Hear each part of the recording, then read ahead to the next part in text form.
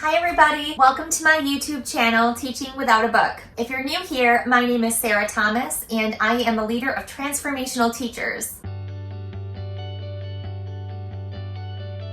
So today I'm going to share with you my 5 tips for finishing the school year sane with littles. We are nearing the end of the school year and everyone knows that this is when things get a little bit crazy. The bickering, the fighting, the drama, the extra impulsiveness, the struggle is real. So tip number 1 for surviving the end of the school year with littles is to remain consistent in your expectations. My friend, this is not the time to waver. This is not the time to let that little voice in your head creep in and be like, just ignore it. You only have 5 more days. No, because that will be 5 days of hell. You need to make sure that you are staying consistent, stay the course. First and foremost, physical and social and emotional safety is number 1. We need to be willing to stop and address any behavioral problems that may happen because that is more important and it's always been more important than academics. We love first and we teach second.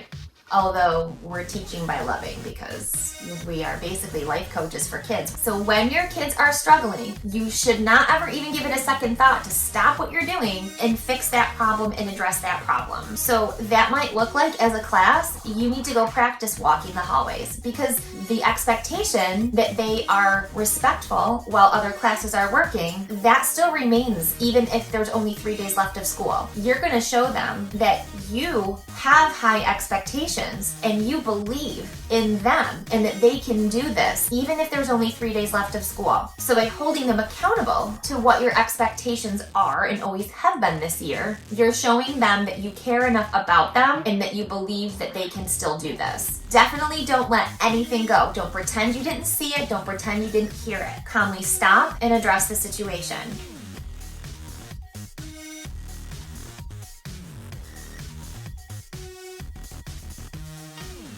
One year when I was in 1st grade, my kids were struggling so much at the end of the school year. We were going over rules again, we were practicing transitions again, we were practicing systems again, over and over. I finally was just like, how are they just not getting this? It felt like the beginning of the school year, like the first week of school. And then it occurred to me, let's do this.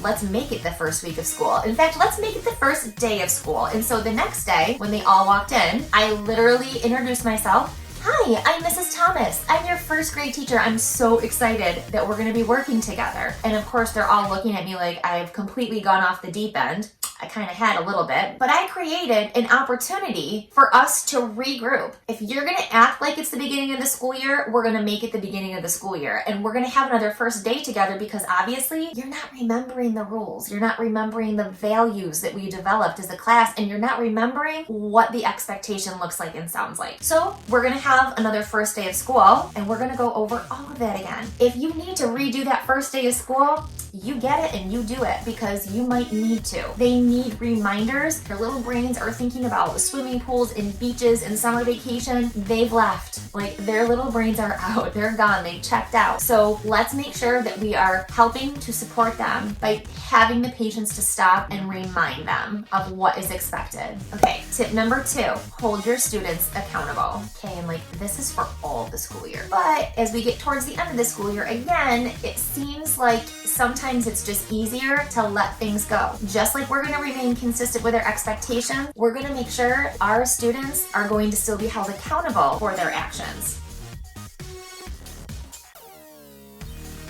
So when a student has acted in an inappropriate way and has somehow caused harm, whether it's harm to another person or harm to something in your environment, you're going to make sure that you hold them accountable to repair the damage or the harm that they have done. Remember that consequences, they are not punishments, they are teachable moments, and whenever possible, we always have to make sure that when we're holding our students accountable, that looks like them repairing damage. So you want to help them make that connection between the thing something that they did that wasn't amazing and the harm that it caused. So let me give you an example. One of your students hurt a friend's feelings because of something that they said that was unkind. We aren't going to take recess from this child, right? Because that's not related at all. An appropriate response to that would be, we could write an apology letter.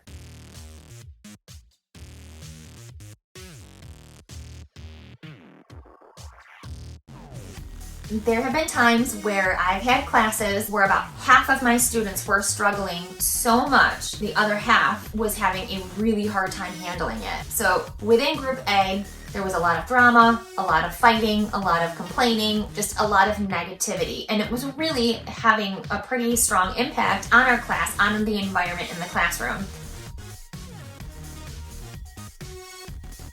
I had to reach out and I had to ask my colleagues for help. And sometimes, my friend, that's what it takes. It takes a village. So I went to the teacher next door to me and I asked if it would be okay for me to send a group of kids over to her room, because I had decided the rest of the afternoon we were having a party. Yep, we did. We had a party. So half of my students stayed with me in our classroom, where we had popcorn and watched a movie, and they were excused from their independent math work from centers that day. The other group of kids had to take their independent math work and go to the teacher next door, and they were still expected to finish that work. Sometimes when you just don't know what to do and you know that you need a break and the other kids, there are other kids in your room and that they need a break as well, you need to ask for help and you need to get creative. Sometimes you have to remove to have that space, so that when you bring them back, that you can then come back together as a classroom family, as a team, and talk about it and be able to move forward. I think that is one of the most difficult pieces of being in an elementary classroom, is because you are together all day long. For the most part, you are a family. You're there all together all day long, for better or for worse, right? We love that, and that also makes it difficult sometimes. Just like brothers and sisters need to be separated, sometimes students need to be separated. You will have some students that are going to need extra tier 2 support. We may be looking at some students need a checklist. You may find that certain students just seem to have completely forgotten routines or structures, and you may need to generate a checklist for them so that they independently can work through from beginning to end to remember what it is they're supposed to do.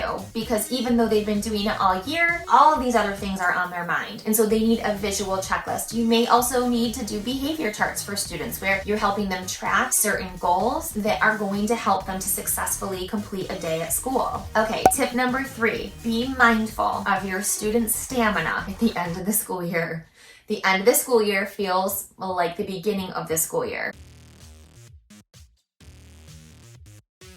So keep your talking and your lecturing and all of those listening and sitting activities to a minimum. Provide movement and embed opportunities for students to be manipulating and doing hands-on and collaborative activities. Really be thinking about these things as you're creating your end of the year lessons. How can you make it more interactive, more engaging, because they need that. Their attention spans are not great.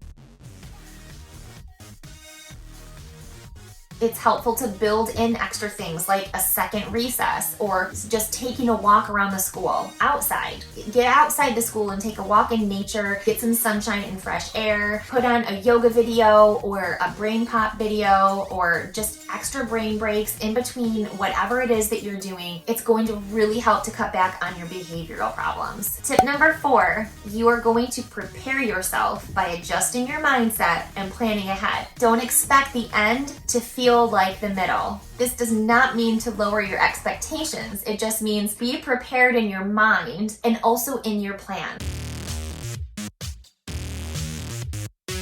So budget time to stop and correct things, because again, you're probably going to have to. Maybe a 45-minute ELA block, your plans might now be for a half an hour because you may need to stop and ask students to redo a transition.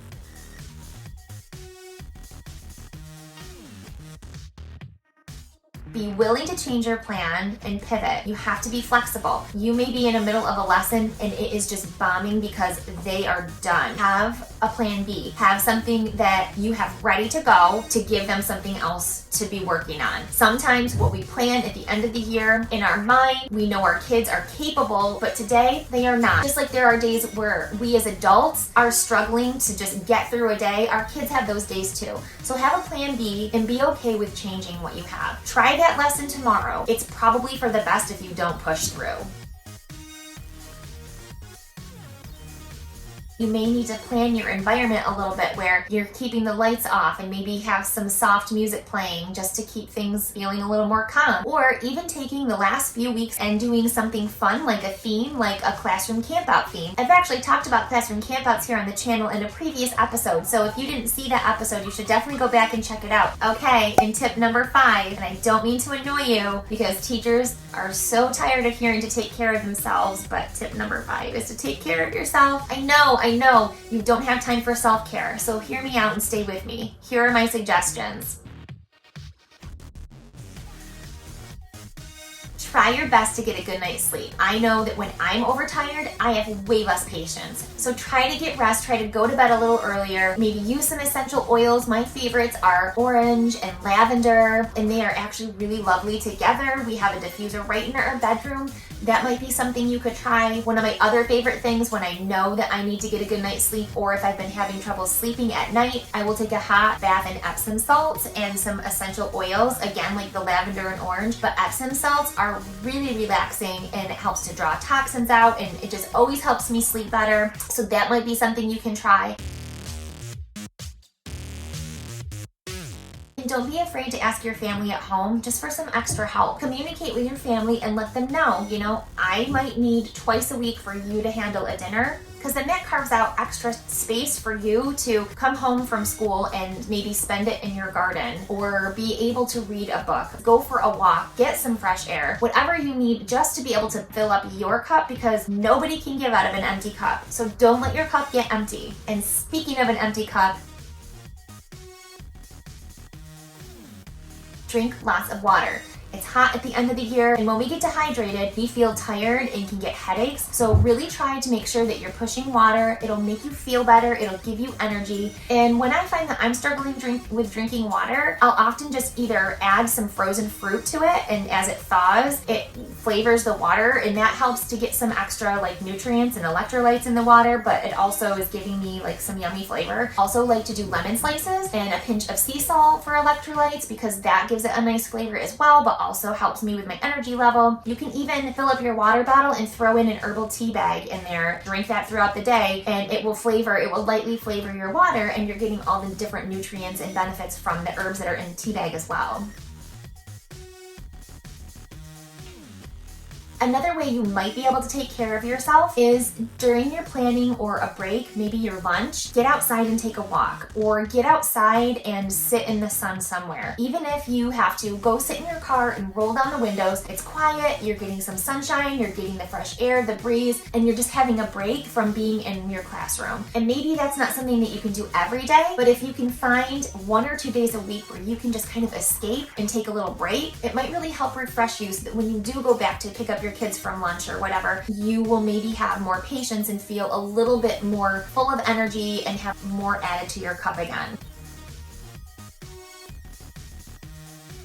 Bring a yummy coffee to work with you in the morning so that you know you have that there for yourself. Don't feel bad about doing extra little things for yourself right now. If that's what's going to get you through your day, this is a difficult time of year to be a teacher, so you take care of you. Okay, so those are my 5 tips for finishing the school year sane with littles. If you feel like these tips were helpful, please like this video. And if you find that you're enjoying the content that you're learning here at Teaching Without a Book, please subscribe to the channel. It helps me to keep delivering content and bringing you new ideas. Hang in there, guys. You got this. You're almost done. Okay, transformational teachers, have an awesome week.